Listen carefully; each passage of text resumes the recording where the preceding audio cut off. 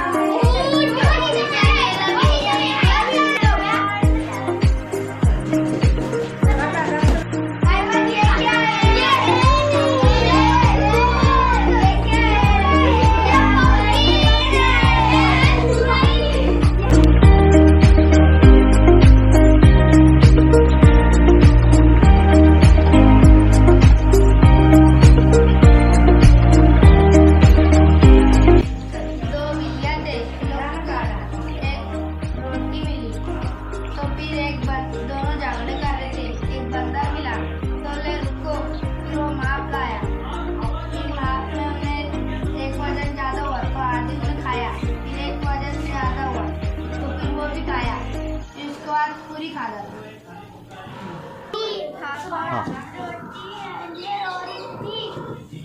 लड़ रही हो, मैं तराजू लाता हूँ उससे